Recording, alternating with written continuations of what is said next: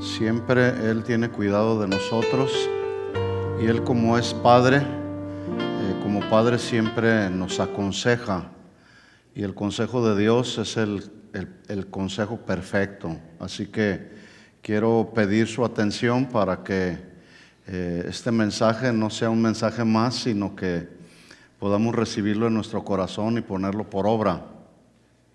Hemos venido desarrollando ya por un buen tiempo, este tema, la oración como una doctrina cristiana, así como lo es el bautismo en agua que nos acaban de anunciar que tendremos y llevaremos a cabo aquí. El bautizarse también en agua también es una doctrina fundamental del cristianismo, no es una opción. Las doctrinas fundamentales del cristianismo no son enseñanzas opcionales, son enseñanzas que debemos cumplir con ellas, ¿verdad? Y con ellas pues no se puede negociar. Así que así como lo es el bautismo en agua, el bautismo con el Espíritu Santo, así como es la doctrina del nuevo nacimiento, así como es la doctrina de dar para el Señor y todas las demás doctrinas que rigen el cristianismo, no son enseñanzas opcionales, pues tampoco la oración. Por eso es importante que vayamos cada día aprendiendo más y más cómo es que debemos orar. Porque a veces pensamos que sabemos orar, pero a veces nuestras oraciones tienen estorbos porque no son oraciones que hacemos conforme a la voluntad del Señor. Así que nos hemos dado a la tarea de escudriñar, escarbar, indagar una y otro tema relacionado con esta doctrina. Y hoy voy a continuar. Yo he venido hablando acerca de algunos enemigos de la oración. Hoy vamos a hablar de algún otro. Así que, ¿trajo su Biblia? Sí, bueno. ¿Trajo un cuaderno de notas?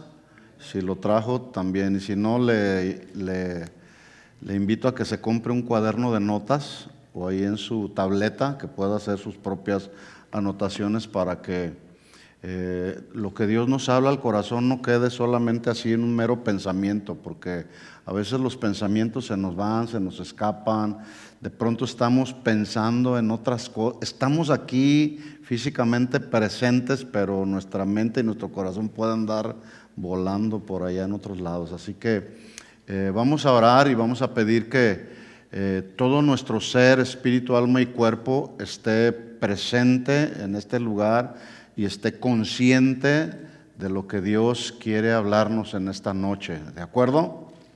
¿De acuerdo sí o de acuerdo no?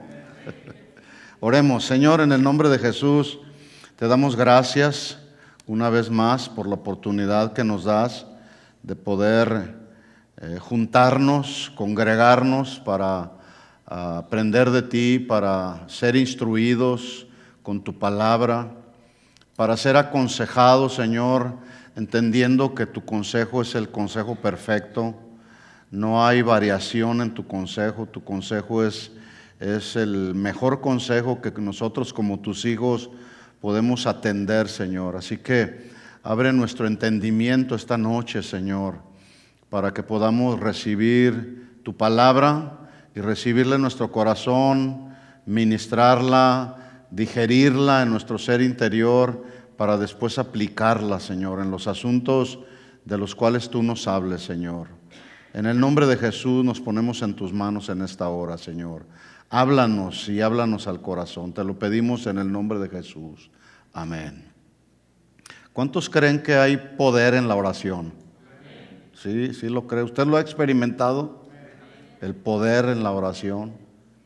La oración es como, alguien dijo que la oración es como el respirar. Si la respiración le falta a una persona, pues se va la vida. Inclusive pueden reanimar a la persona dándole masaje al corazón, y eventualmente una persona puede volver a la vida, pero hay ocasiones en que cuando Dios lo determina y determina cortar la respiración, no habrá ya más poder humano que pueda dar la vida. Dios da la vida y Dios la quita cuando Él quiere. Si nada venimos y nada nos vamos a llevar. ¿Estamos de acuerdo en eso? ¿Sí? Y si hay algo de lo que es más democrático administrar o saber, es que a todos un día nos va a llegar la muerte. Todos un día, de una manera o de otra, nos vamos a morir. Pero mientras estamos en este mundo, mis hermanos, es muy importante que nos mantengamos bien conectados con el Señor. Estamos viendo cosas en este mundo, cosas que, bueno, cuando yo era un niño no se veían.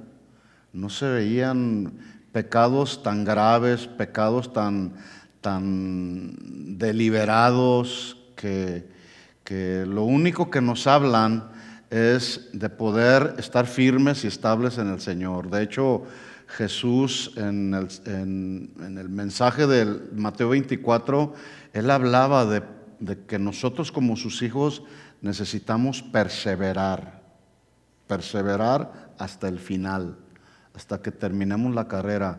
Y la oración, la comunión con Él, el respirar ahí en su presencia, nos da el aliento de vida para poder soportar lo que se está viendo alrededor, hijos desobedientes, mal agradecidos, ingratos. Hay una lista que Pablo habla ahí aconsejándole a Timoteo, hombres intemperantes, sin afecto natural, en fin, con características muy, muy de la carne, ¿sí? Entonces necesitamos mantenernos bien conectados, respirando espiritualmente, ¿sí? Respirando espiritualmente. Y la oración nos ayuda precisamente a eso, a respirar espiritualmente. Si tú dejas de orar, por la razón que sea, si tú dejas de orar, poco a poco la vida se te va a ir acabando. La vida, por supuesto, la vida espiritual. Necesitamos esforzarnos por orar, y si es en la mañana, mejor. Jesús oraba, dice la Biblia, en las vigilias de la noche, ¿verdad? En la madrugada. Yo no sé a qué horas Dios te llama a orar, pero el punto es que nos mantengamos en comunión con Él. Porque a veces esta carne no quiere, esta carne quiere seguir ahí deleitándose. De eso vamos a estar hablando. ¿Por qué debemos orar? Pues una razón fundamental es porque Dios lo manda, punto. Dios lo manda, ¿verdad? Y si Dios manda algo, pues ¿qué tenemos que hacer los hijos? ¿Qué tenemos que hacer? Obedecer. Esa es la voluntad de Dios. Ahora, Jesús oraba, ya lo mencioné, y oraba Jesús para permanecer en la voluntad del Padre. Inclusive la Biblia en los evangelios, Él lo habla, Él lo enseña, y Él dice, yo no hablo nada que mi Padre no me diga que deba de hablar. Tampoco hago nada que mi Padre no me dice que deba de hacer. ¿Dónde recibía esas instrucciones Jesús? Pues en sus tiempos de intimidad, de comunión con el Señor. Tú y yo como hijos de Dios, ahí vamos a recibir las instrucciones de lo que Dios quiere que hablemos, pero también de lo que Dios quiere que nos callemos, ¿verdad? Así que la oración es el medio, esto todos lo sabemos, esto no es nada nuevo. Es el medio que tú y yo tenemos a nuestro alcance para poder acceder a la intervención de Dios en las situaciones que se presentan en nuestra vida.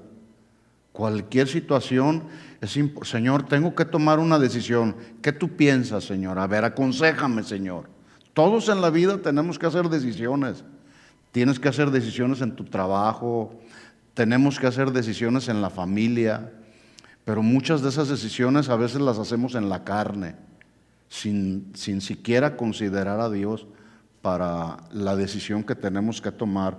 Bueno, hay que tomar decisiones, pero hay que preguntarle al Señor, Y cuando vamos a esos tiempos de oración, ahí es el momento donde accedemos a Dios para que Él intervenga y nos diga, este es el camino por el cual debes de seguir, esta es la decisión que debes de tomar, esto es lo que te aconsejo que debes hacer, etcétera.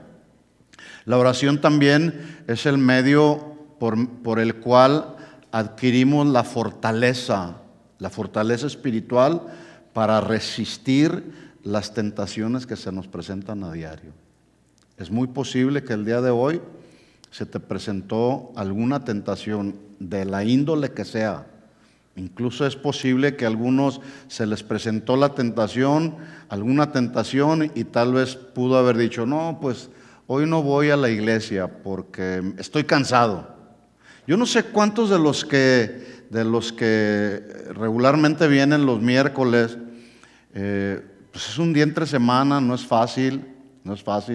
Algunos vienen incluso desde sus trabajos. Tal vez tuviste una jornada de trabajo difícil, pesada, y vienes cansado. Pero ¿cuántos han experimentado que al momento de estar adorando al Señor, ese cansancio se va? Yo lo he experimentado. Es más, hay algunas ocasiones que lo que menos quiero hacer es estar aquí atrás de este púlpito predicando. Pero el asunto con la vida cristiana es que la vida cristiana no se vive por sentimientos. La vida cristiana se vive por fe, ¿verdad? Así dice la Biblia, ¿sí? Los cristianos vivimos por fe y no por lo que sentimos o por lo que vemos, ¿verdad? Pero es en esos momentos, cuando adoramos a Dios, cuando nos conectamos con el Señor, que viene fortaleza, que viene reposo a nuestro ser interior. Y en ese sentido, entonces, podemos resistir la tentación de satisfacer la carne, ¿verdad?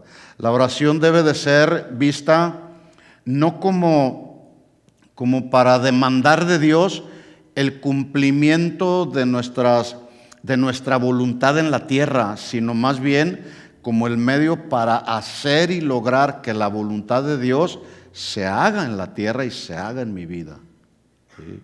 Porque a veces hay quienes le ordenan a Dios, Señor, que se haga esto ahora. Esos ministros que luego hasta le cuentan a Dios a las 3, ahora hazlo, Señor. Eso es una total irreverencia y falta de respeto para Dios. Nosotros como sus hijos, ministros o no ministros, hijos de Dios, debemos someternos a la voluntad de Dios. Y es la voluntad de Dios la que se hace en la tierra y no mi voluntad para que la haga Dios. Dios no es nuestro empleado, más bien nosotros somos siervos de Él, ¿verdad? Para hacer lo que Él demanda de nosotros. En la oración sabemos específicamente cuál es la voluntad de Dios. Cuando vamos ahí a su presencia y le decimos, Señor, yo necesito saber cuál es tu voluntad para mi vida, cuál es tu voluntad para mi familia, qué es lo que quieres que hagamos, por dónde quieres que nos vayamos. Es ahí en esos momentos de intimidad con el Señor, de oración con el Señor, donde pedimos su dirección y Él nos la da, ¿sí?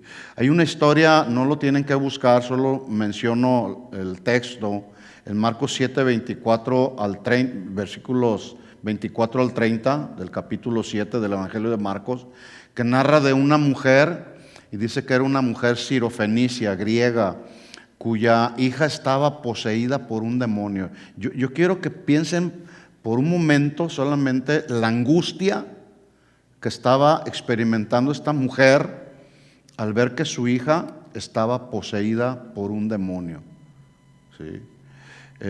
Las personas que son poseídas o están poseídas por demonios, de pronto sus acciones son violentas, sus acciones son incoherentes, no piensan adecuadamente. Vea usted, por ejemplo, los que hacen uso de las drogas a tal punto que su mente está completamente embotada. De repente les vienen alucinaciones porque son demonios los que están los que están gobernando a esa persona, y la gente corre despavorida. Todos esos drogadictos que no saben cómo controlarse, corren despavoridos porque hay demonios que los están siguiendo y persiguiendo. Bueno, esta señora, esta mujer sirofenicia, tenía una hija, ¿sí? Y estaba poseída por un demonio. ¿Se pueden imaginar cómo se sentía esa mujer al ver a su hija, que en algunas ocasiones era azotada, era golpeada por el demonio? ¿Sí? Me imagino que vivía angustiada y desesperada. Y esa angustia y esa desesperación que obviamente se siente en esta carne, en esta humanidad, se siente la angustia y la desesperación, pues esa angustia y esa desesperación la llevó a postrarse a Jesús, rogando que echara fuera al demonio. Si esa mujer, en esa angustia y en esa desesperación, no se hubiera acercado a Jesús a rogarle, a suplicarle que Jesús liberara a su hija hubiera seguido endemoniada. Sin embargo, se acercó a Jesús. Cuando estamos en situaciones de angustia, de desesperación, hermanos, hay que acercarnos a Jesús.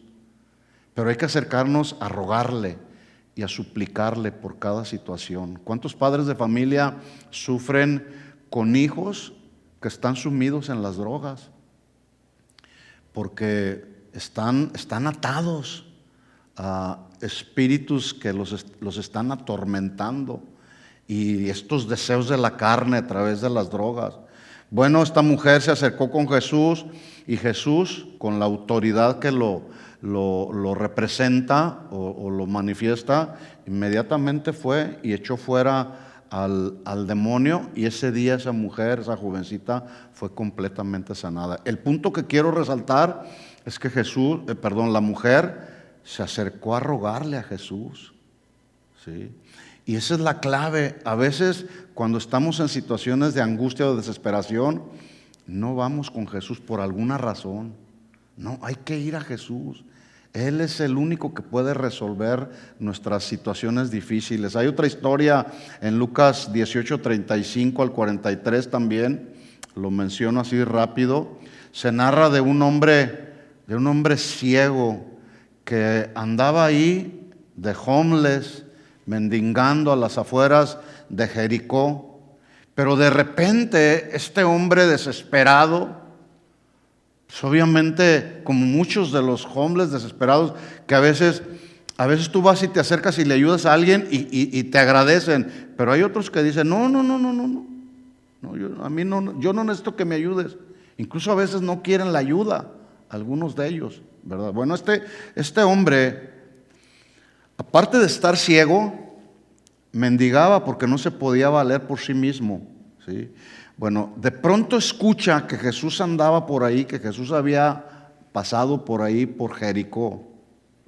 Y le gritó en esa desesperación: Jesús, hijo de David, ten misericordia de mí.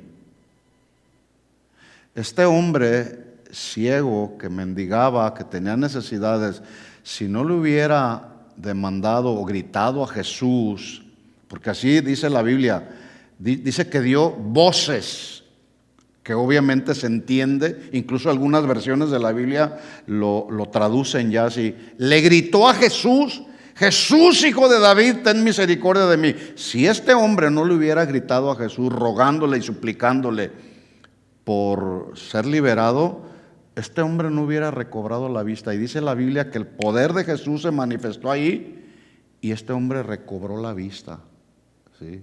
Bueno, cuando estamos en situaciones difíciles, porque todo esto nos enseña y de estos ejemplos aplicamos a nuestra vida, porque pues de eso se trata, de aplicar, de los ejemplos de la Biblia, aplicar para nuestra vida personal. A veces hay nuestros ojos espirituales, a veces como que hay neblina, como que no vemos con claridad. Inclusive hay áreas en nuestra vida que están completamente ciegas. Bueno, ese es el momento para ir a la presencia de Dios y gritarle a Jesús, o clamarle a Jesús, o rogarle a Jesús, como lo hizo este hombre ciego, diciéndole: ten misericordia de mí, Señor, quiero ver. Ahí en esas áreas oscuras que hay en mi vida, quiero verte, Señor.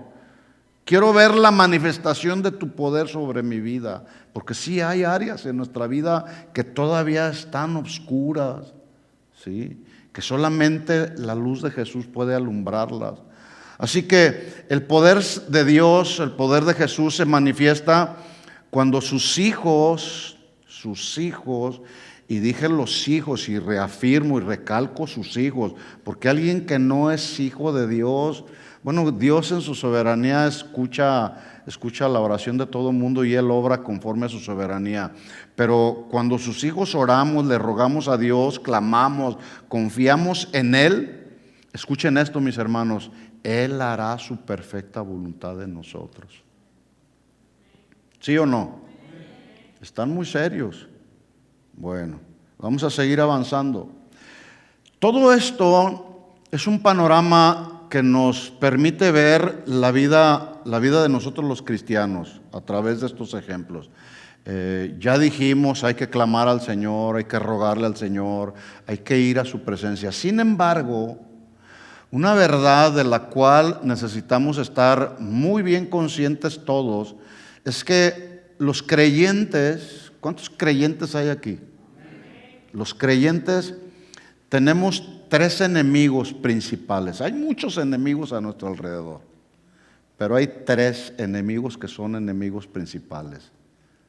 ¿Tú sabes cuáles son? Algunos de ellos principales. Bueno, Satanás es uno. De hecho, la Biblia Satanás se traduce como nuestro adversario. Satanás es uno. El mundo, este mundo, es nuestro enemigo, ¿sí?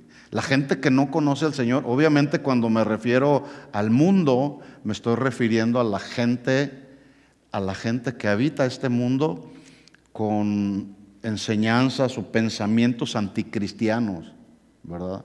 Ahora que andábamos por allá en el viaje misionero que Dios nos permitió ir, de pronto se ve tanta gente de todo el mundo, y en medio de tanta gente nos encontramos a una jovencita que llamó nuestra atención porque estábamos en un museo viendo un poco de la historia bíblica que se narra ahí, el museo británico en Londres, y nos dimos cuenta, y la Biblia se hace más clara cuando ves ya en vivo y en directo cosas que están en la Biblia, y ya cuando las estás viendo ahí toman un sentido diferente. Entonces el pastor Raúl Borboa, que estará con nosotros, él conoce bastante de toda la historia. Entonces él nos estaba narrando, mira, esta cultura, la cultura egipcia, la cultura griega, la cultura persa, etcétera. Anduvimos por ahí, vimos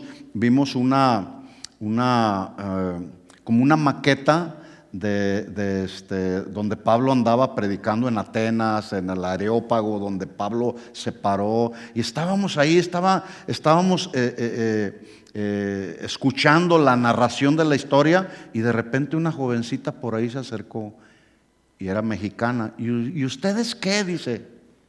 Bueno, le dijimos, nosotros somos pastores y de todo esto estamos aprendiendo.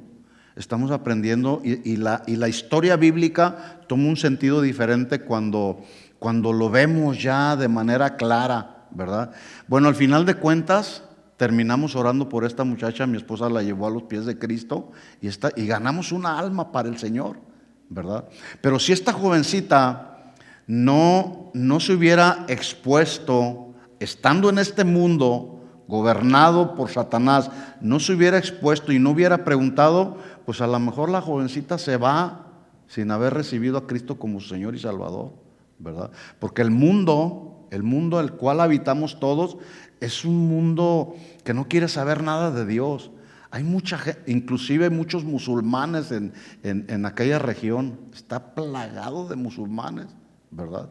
Entonces tenemos tres enemigos: Satanás, el mundo, y escucha esto, nuestro principal enemigo somos nosotros mismos, esta carne. ¿Qué tenemos que hacer con esta carne? Subyugarla, ponerla en servidumbre, ponerla bajo la voluntad de Dios, ¿sí? ¿Dónde se logra esto? Pues estando en la presencia del Señor. Porque inclusive a veces tú quieres estar en la presencia del Señor y esta carne no quiere. ¿Verdad que no? A todos nos pasa eso, ¿sí? Bueno, estos son enemigos, obviamente, que pretenden interrumpir y neutralizar la efectividad de nuestros tiempos de oración con el Señor. Pero esta carne quiere cortar ahí. Dice la Biblia en 2 Corintios 2:11, hablando el apóstol Pablo, dice: para que Satanás no gane ventaja alguna sobre nosotros, pues no ignoramos sus maquinaciones. Tenemos que saber cómo trabaja Satanás.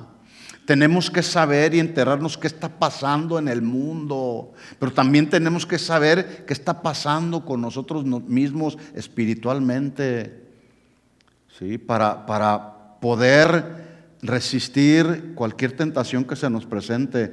Pablo en 2 Corintios 2:11, texto que acabo yo de mencionar, está hablando, el contexto de este texto que acabo de mencionar, Pablo está hablando precisamente acerca de perdonar a un hermano cuando te ofende o cuando nos ofendemos. Y tú no puedes decir: es que yo no ofendo a nadie, yo soy tan bueno que no le hago daño a nadie.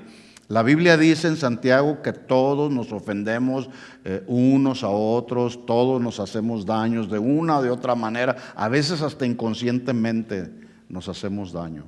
Entonces, Pablo, cuando dice, pues para que Satanás no gane ventaja sobre nosotros, pues no ignoramos sus maquinaciones. Bueno, ¿qué era lo que estaba haciendo Satanás? Estaba metiendo en el corazón de algunos hermanos de la iglesia en Corinto el no querer perdonar.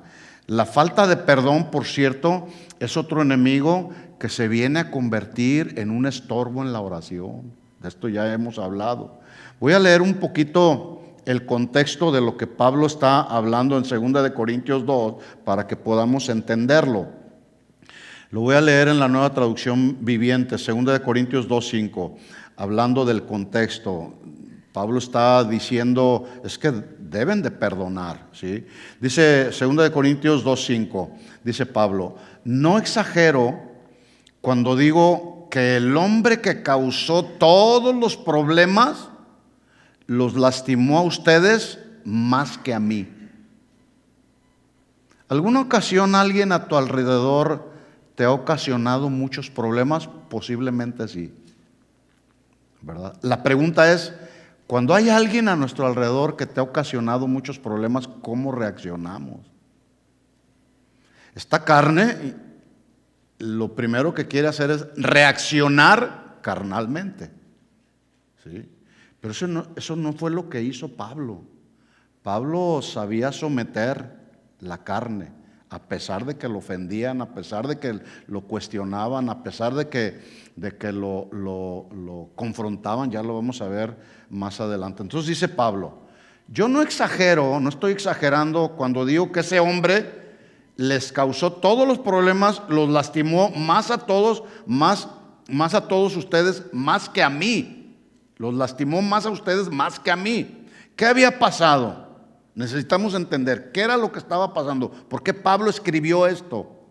Bueno, lo que estaba pasando es que resulta que un hombre de la iglesia de Corinto, actuando en la carne, confrontó y acusó a Pablo, poniéndolo en el mismo nivel de los falsos maestros, pero con falsos argumentos. De esa clase de hermanos no faltan en congregaciones como esta, como en cualquiera. Siempre los hay.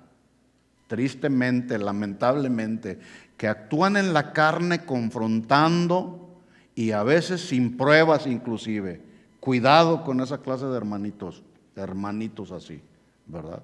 Bueno, este hermanito de la iglesia en Corinto se atrevió a confrontar y acusar a Pablo de que era un falso maestro, que sus enseñanzas eran equivocadas.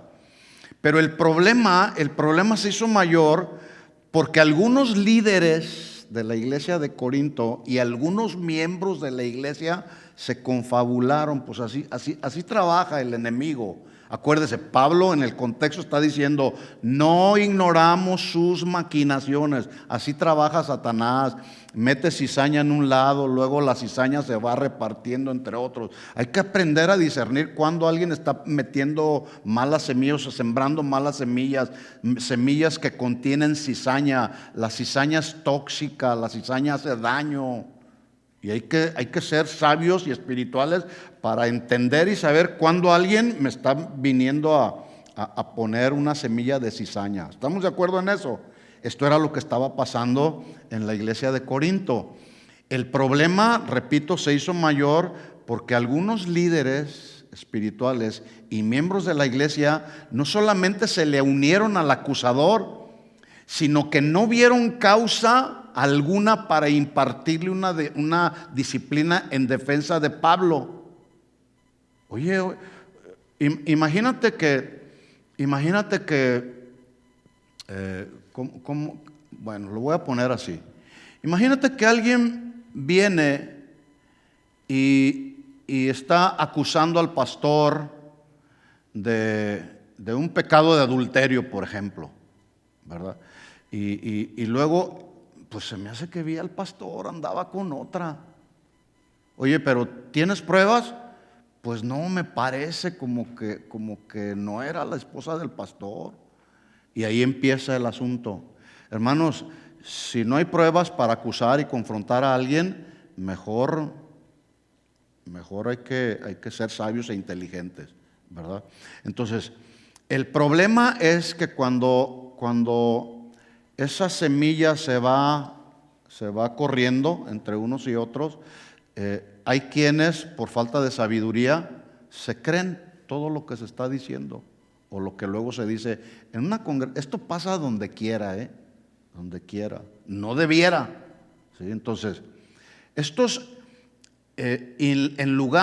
acusadores, en lugar de impartirle una disciplina al que estaba acusando y confrontando a Pablo de falso maestro, se confabularon con él, y esa falta de lealtad de estos hermanitos de Corinto, porque dice la Biblia que Pablo sembraba la palabra en ellos, Pablo estaba con ellos, Pablo lloraba con ellos, lágrimas derramaba Pablo por la vida espiritual de los hermanos de la iglesia en Corinto. Entonces esa falta de lealtad fue precisamente lo que afligió el corazón de Pablo, ¿verdad?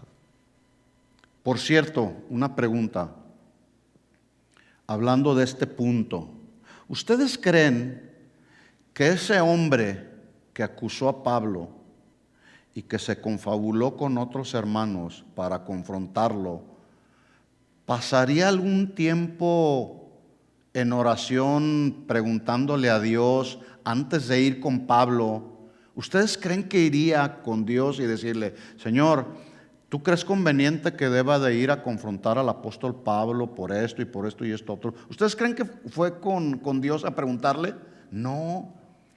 Más bien, su confrontación y su acusación fue producto de su carnalidad. Y a veces así actuamos nosotros. Antes de ir con Dios y preguntarle, Señor, ¿deberé de ir a preguntarle o a exhortarle o amonestar al hermano, al pastor, al líder, a quien sea de la iglesia, al hermano en la iglesia? Antes de ir a confrontarle, hay que ir con Dios y pedir dirección de Dios y pedirle sabiduría a Dios cómo debemos hablar. ¿Debemos amonestarnos unos a otros, sí o no? Sí. ¿Debemos exhortarnos? ¿Debemos corregirnos unos a otros? Sí. Pero hay que hacerlo con sabiduría y con amor.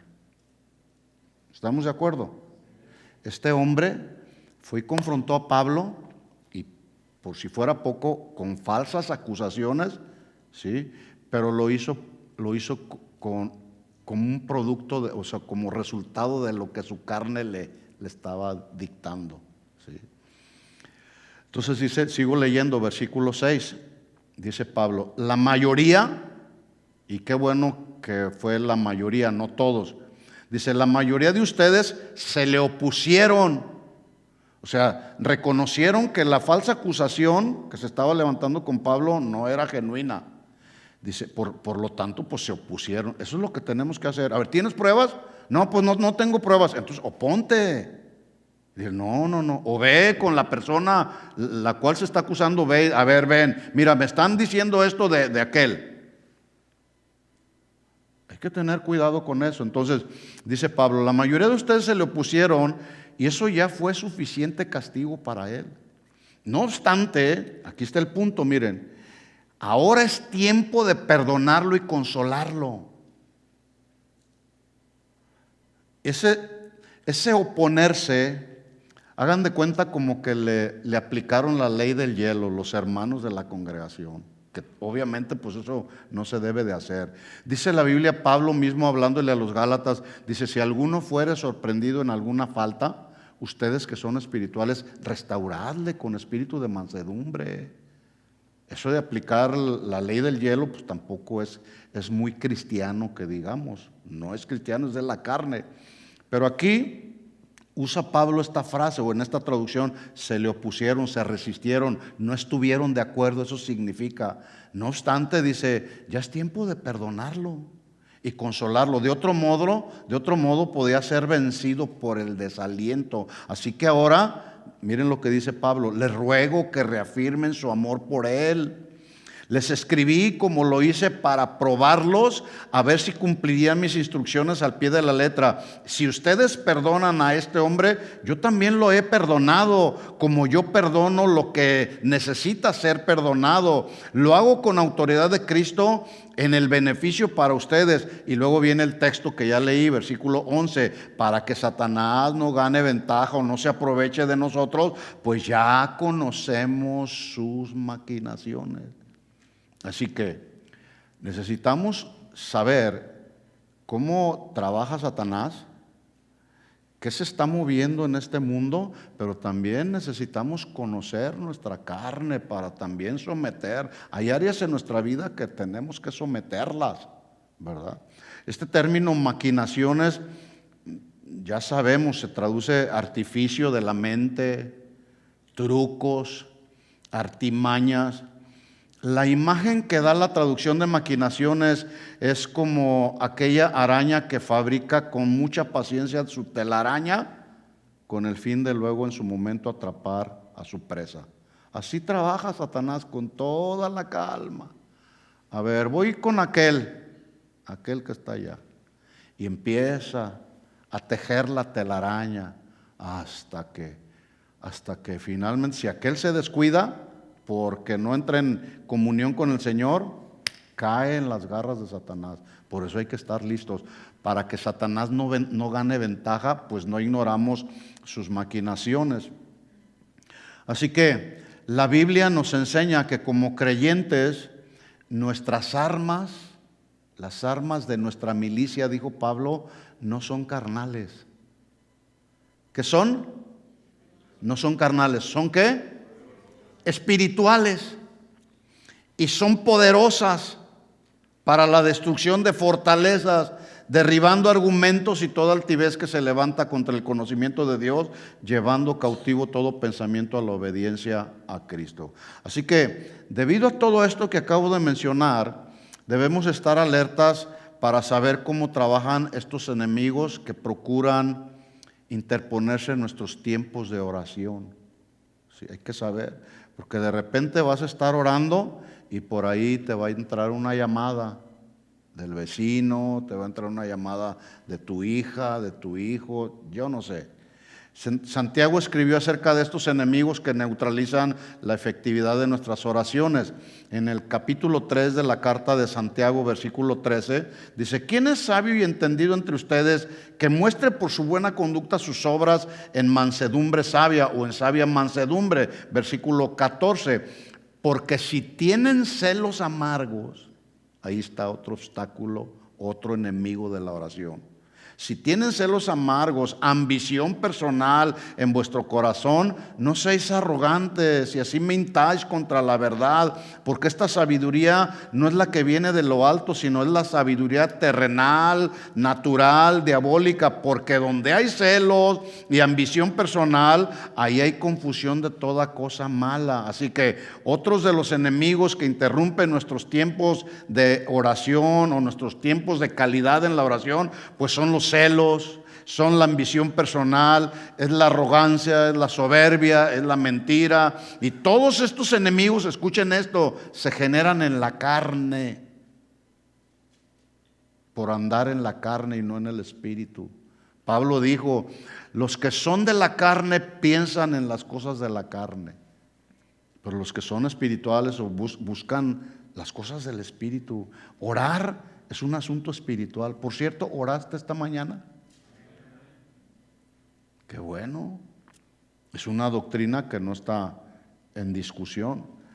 Entonces dice Santiago, hace el contraste, versículo 17, Santiago 3:17, pero la sabiduría de lo alto es primeramente pura, después pacífica, amable, es condescendiente, llena de misericordia, de buenos frutos, sin vacilación, sin hipocresía. Y la semilla cuyo fruto es la justicia, dice ahí Santiago, se siembra en paz para aquellos que hacen la paz. Alguien que manifiesta esta cualidad del fruto del Espíritu, que es la paz, puede entonces compartir la paz para otros. ¿Cuántos tienen paz?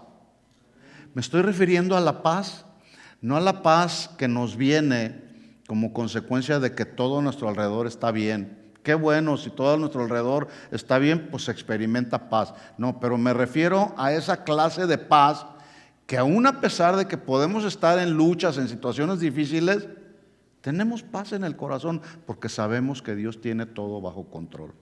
Esa paz es diferente, ¿sí? Bueno, si tú fluyes en este fruto en esta cualidad del fruto del Espíritu, que es la paz, pues entonces tú vas a poder ministrar a otros de esa paz que tú tienes, ¿sí? Pero esa paz se logra ahí en la presencia de Dios. Por eso hay que ir para allá, ¿sí? Así que hemos hablado ya de algunos otros enemigos, que es la murmuración, la falta de perdón, ya lo dije hace un momento, los celos, la ambición personal, la arrogancia, la mentira, la condición enferma de un corazón, por ejemplo, como la amargura. La persona amargada lo que menos quiere es orar, quiere más bien ahí en su amargura de corazón, quiere buscar la manera de cómo vengarse. Eso es de la carne. Todo esto que acabo de mencionar son asuntos de la carne. La preocupación es un asunto de la carne. Por eso Pablo le escribió a los filipenses y les dijo, por nada se afanen. El mismo Jesús lo dijo, no estén afanados que en qué vestiremos, qué comeremos. Esto es lo que buscan la gente los gentiles. Ustedes busquen el reino de Dios y su justicia, y todas las cosas que necesitamos serán añadidas. Pablo decía, no estén afanosos, más bien presenten sus peticiones delante de Dios. Y dice cómo, con oración, con ruego y con acción de gracias, en lugar de estar afanados. Ahora, teniendo en mente todo esto que acabo yo de mencionar, aquí ahora sí entramos ya en el tema, ¿sí?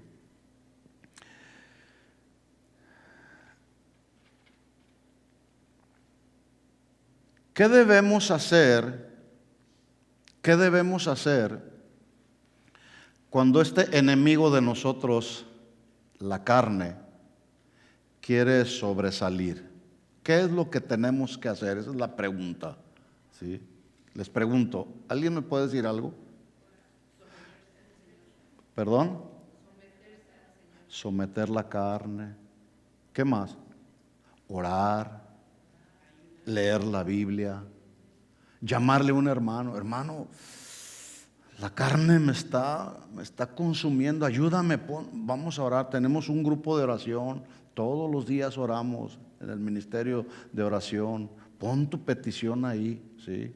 Vamos a ver así, a vuelo de pájaro, la historia que nos muestra la tristeza, la angustia, la aflicción tan profunda que surgió en la parte humana de Jesús unas pocas horas antes de ser crucificado.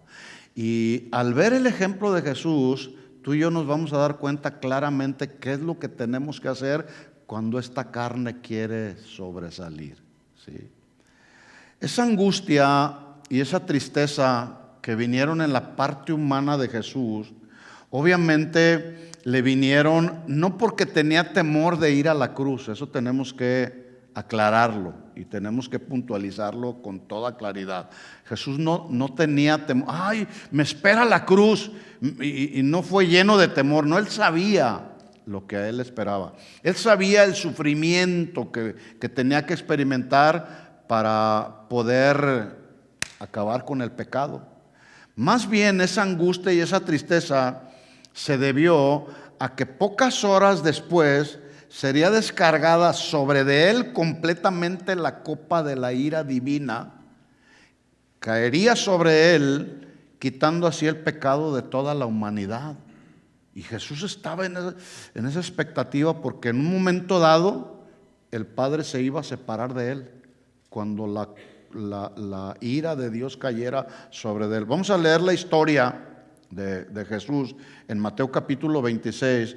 De ahí vamos a aprender algunas cosas y vamos a aplicar.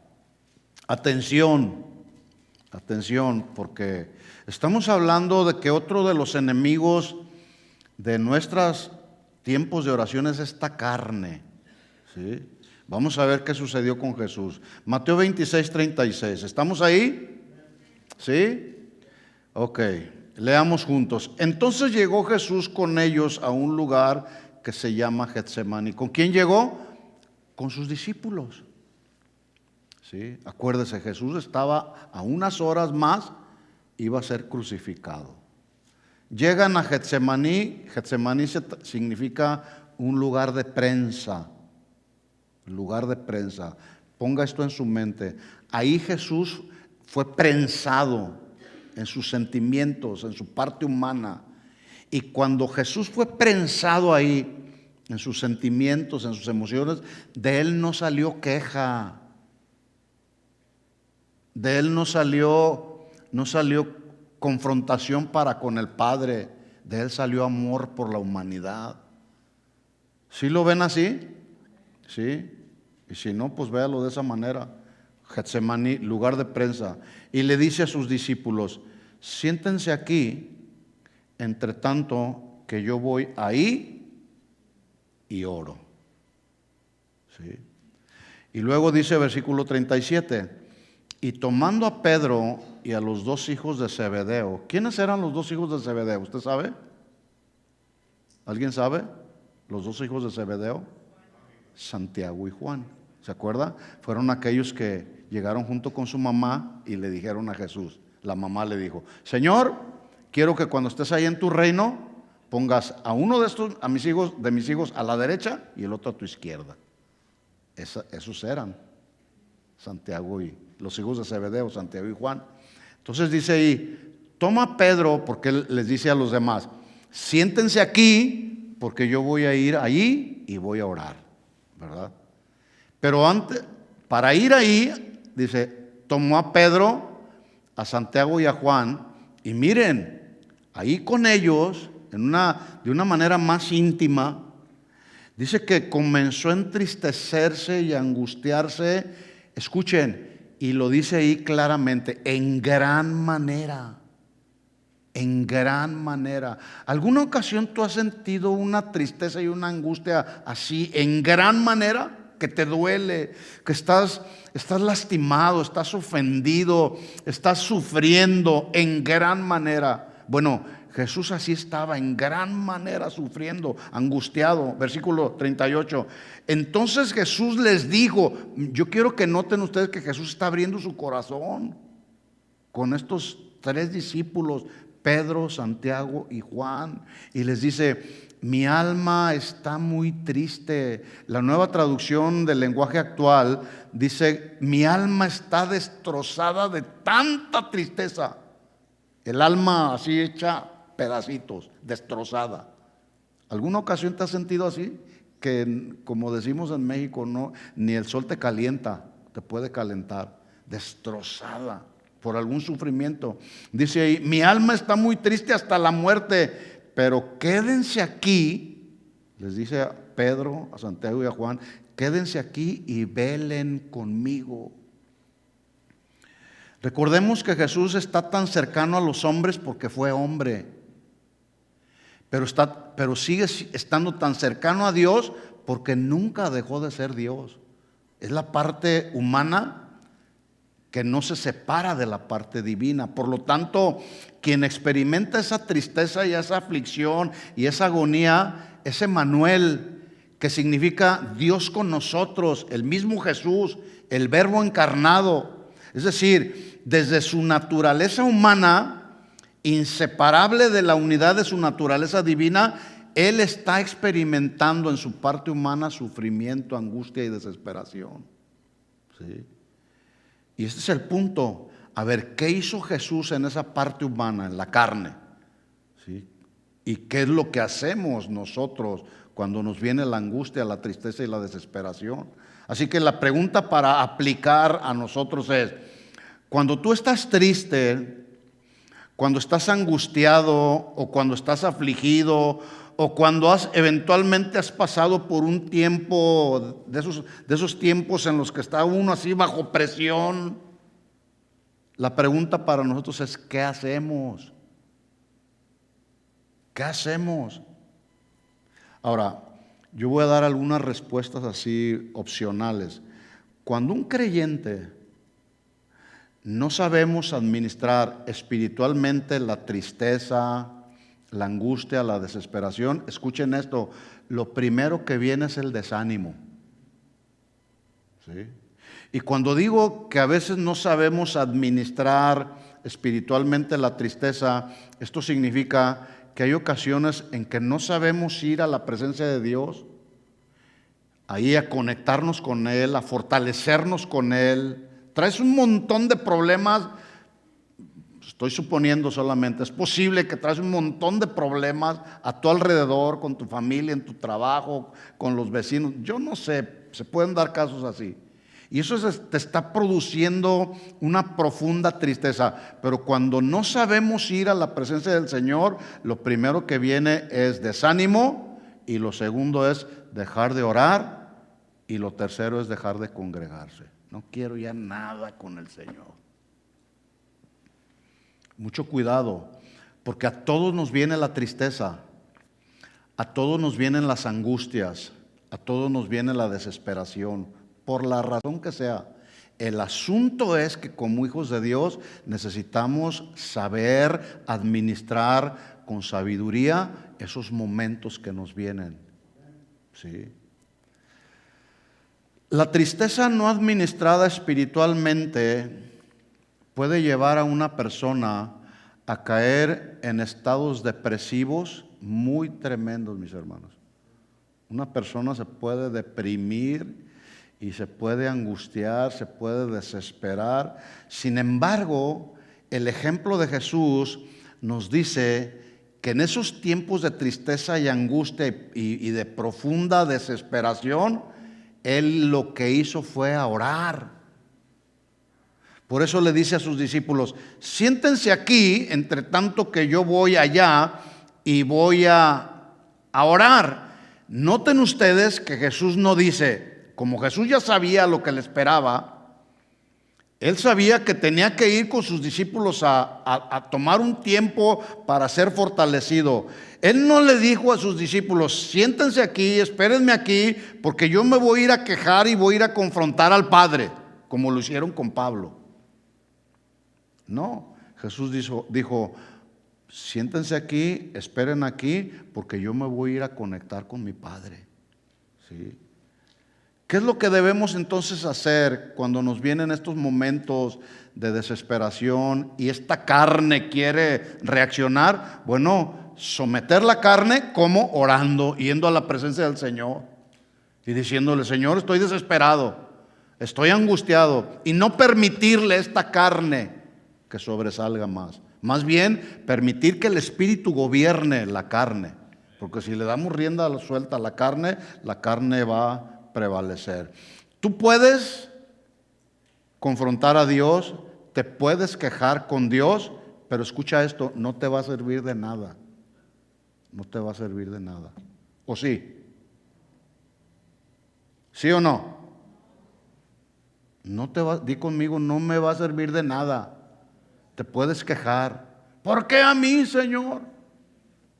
¿Por qué me está pasando esto? Porque es mi voluntad, punto. ¿Sí?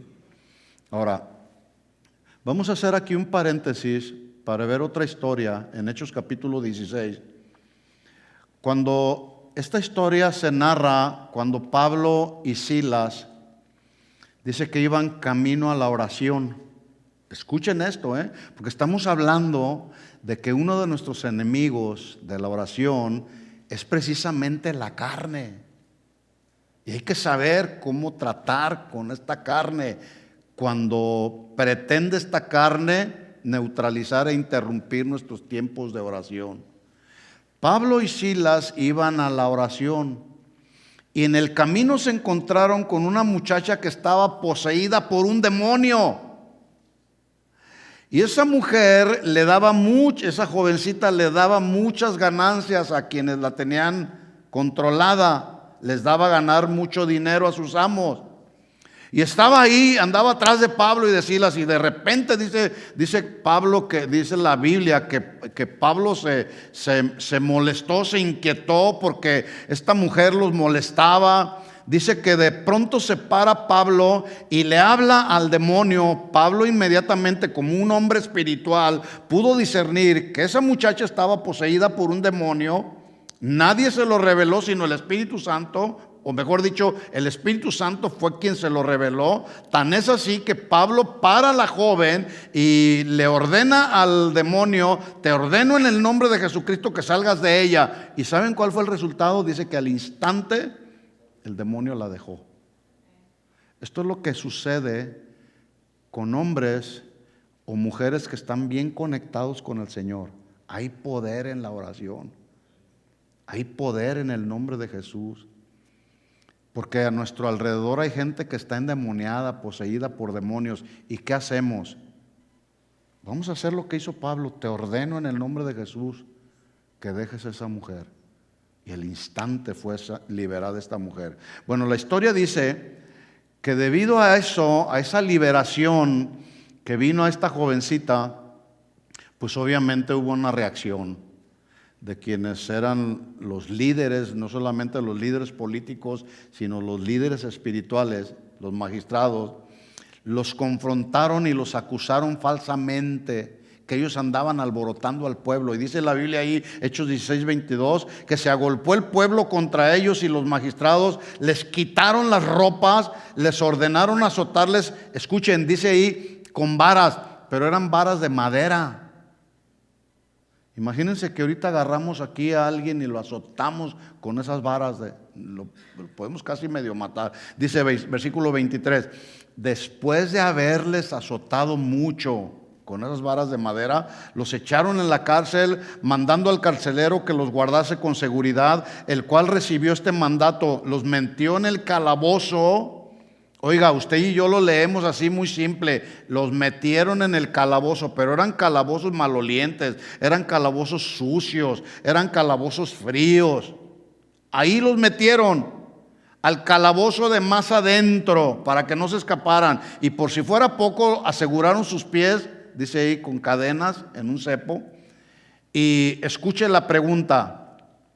Ahí estaban en esa situación, imagínese usted, Pablo y Silas azotados, con las vestiduras rasgadas, quizás sangrando en su cuerpo. Pablo y Silas pudieron haberse quejado contra Dios y le pudieron haber reclamado a Dios, ¿sí o no? Sí pudieron. ¿Por qué, Señor? ¿Por qué nos hicieron esto? Si liberamos, hicimos lo que teníamos que hacer, darle libertad a una mujer que estaba cautiva. Pero escuche, ellos pudieron haberlo hecho, pero no lo hicieron. Y lo que sí hicieron fue adorar a Dios. Mire lo que dice el versículo 25, Hechos 16:25. Pero a medianoche, ¿qué estaba haciendo Pablo? Quejándose, cuestionando a Dios. Estaba orando. y Silas cantaban himnos a Dios. A medianoche orando Pablo y Silas cantaban himnos a Dios y los presos los oían. Imagínense usted la escena. Oye, ¿qué hay entre los presos? ¿Qué, esos no fueron Pablo y Silas los que los acaban de azotar, los que los metieron ahí en el calabozo? Mira lo que están cantando. Cuando alguien te ofende, cuando alguien te maltrata, ¿qué haces? ¿Qué hacemos? ¿Oramos y cantamos salmos al Señor o nos quejamos? Bueno, el ejemplo de Pablo nos dice qué es lo que debemos hacer. Esta carne, quiere que nos quejemos y quiere que reaccionemos, ¿verdad? Pero ellos dicen que cantaban y oraban al Señor.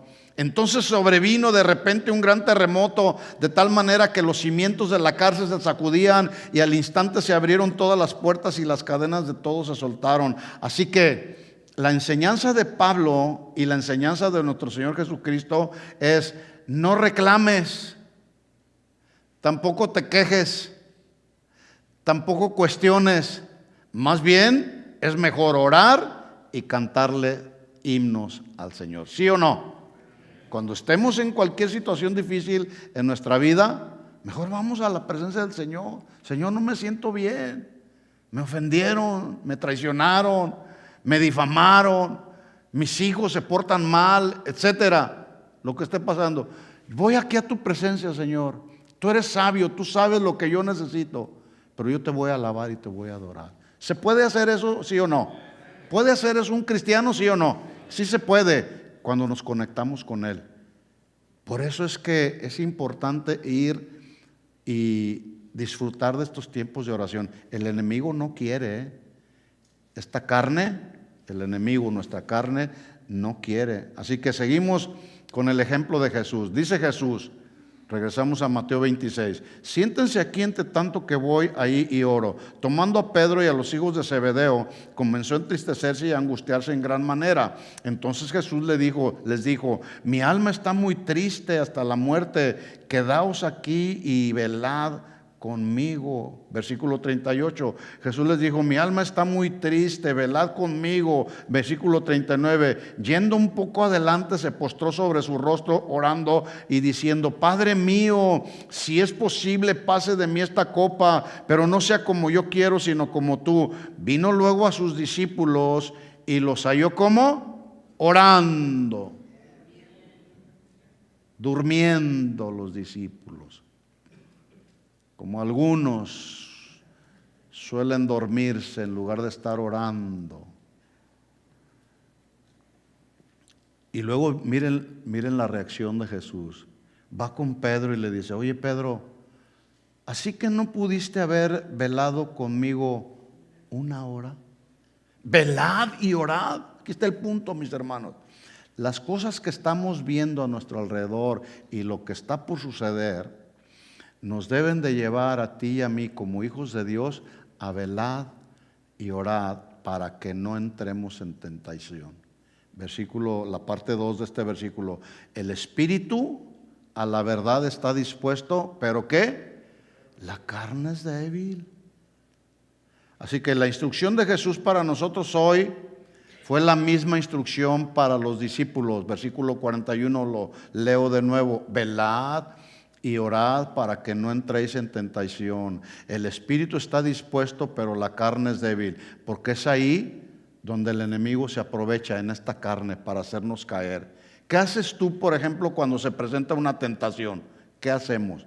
Hay dos cosas que alguien puede hacer con las tentaciones: ceder a ella o resistirla y huir de ella. Una tentación tiene que ver con la provocación que induce a una persona o seduce a una persona, a un cristiano o no cristiano, a desear algo. Y regularmente o generalmente ese algo que esta carne anhela y desea es algo prohibido. ¿Sí? Puede ser una persona, puede ser alguna cosa o algo que produzca placer a esta carne. Eso prohibido. Y la Biblia es clara cuando en Génesis capítulo 2 dice la Biblia que le mandó Jehová al hombre diciendo: de todo árbol del huerto puedes comer, mas del árbol de la ciencia del bien y del mal no comerás, porque el día que de él murieres, o comieres mejor dicho, ciertamente morirás. ¿Qué dijo el diablo? No, no morirás. No morir. Sigue diciendo lo mismo Satanás. Y la carne sigue siendo satisfecha. No morirás. Porque la mujer, dice ahí la Biblia en capítulo 3 de Génesis, versículo 6, dice que la mujer vio que el árbol era bueno para comer, agradable a los ojos y era árbol codiciable. Así que la tentación, cuando esta viene y no la sabemos resistir, te lleva o lleva a una persona a tomar de lo prohibido, porque la tentación se presenta como algo bueno, agradable y codiciable. Mucho cuidado, ¿sí? Y los que caen en las tentaciones que luego se presentan son aquellos que se desconectaron de la fuente de la fortaleza que es el Señor. Así que termino con las mismas palabras que Jesús nos advirtió en Mateo 26, 41. Puesto que todas las cosas que estamos viendo en este mundo están cada vez mal y se van a ir poniendo peores, la instrucción del Señor fue: velad y orad para que no entréis en tentación. El espíritu siempre estará dispuesto, pero esta carne va a querer resistirse. ¿De acuerdo?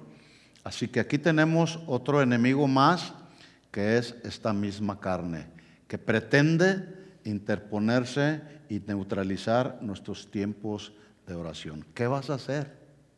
¿Qué vas a hacer? ¿Qué vamos a hacer? ¿Sí? Oremos. Les invito a ponerse de pie y a pedir que el Señor nos fortalezca cada día y cada momento de nuestra vida. Oremos. Señor, en el nombre de Jesús, te damos gracias. Gracias por tu palabra, gracias por llamar nuestra atención una vez más. Cierra tus ojos ahí, no te distraigas con nada. Este es un tiempo donde, después de haber escuchado lo que hemos escuchado, la instrucción del Señor, ahora le damos una respuesta al Señor. Y así que yo te pido que hables con Él y le digas: Señor, ahora podemos entender con mayor claridad, por tu ejemplo, qué es lo que debemos hacer cuando nos viene la angustia, la tristeza, la misma angustia, tristeza y desesperación que vino a ti, Señor, estando en la parte humana. Tú fuiste ahí al tiempo de intimidad con el Padre a ser fortalecido. Lo mismo que hicieron Pablo y Silas después de haber sido azotados. Ellos no fueron a reclamar, ellos no fueron a cuestionarte, Señor. Ellos oraron en tu presencia y te adoraron con todo el corazón, Señor. Asimismo, Señor, cuando nos vengan luchas, pruebas, tribulaciones a nuestra vida, Señor, queremos ir siempre a tu presencia, Señor, y que el desánimo no venga a nuestro corazón, Señor, que podamos estar por encima de cualquier tentación que nos desanime a separarnos de ti, Señor.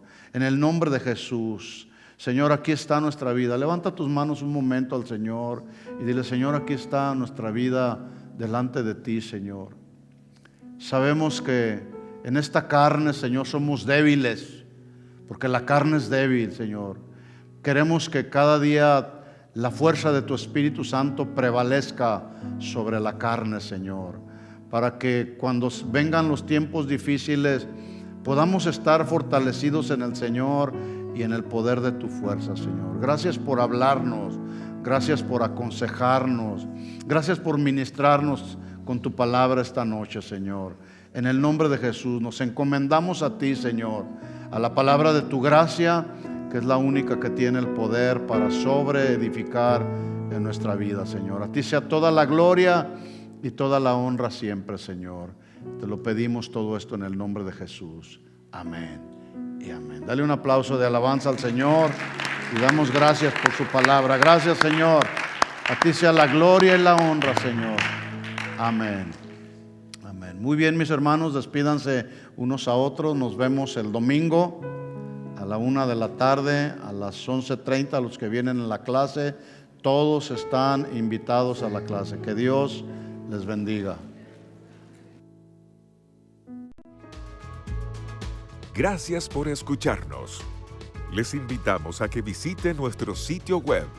Acompáñenos en algunas de nuestras reuniones. Estamos en el 17244 Randall Avenue. Esperamos haber sido de bendición para su vida. Esto fue un mensaje de Casa de Oración Fontana. Estamos comprometidos con la verdad.